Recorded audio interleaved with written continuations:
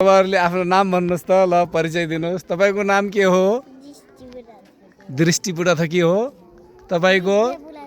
दिव्य बुढाथोकी हो ए अनि तपाईँको के अरे राम खड्का लक्ष्मण खड्का ए अनि तपाईँ हो ल टाँठो त राम खड्का हुनुहुन्न रहेछ त ल सबै टाँठा तपाईँहरू जुम्लिया हो नि जुम्लिया दिदी बहिनी जुम्लिया दाजुभाइ नि कतिमा पढ्नुहुन्छ रे युकेजीमा हो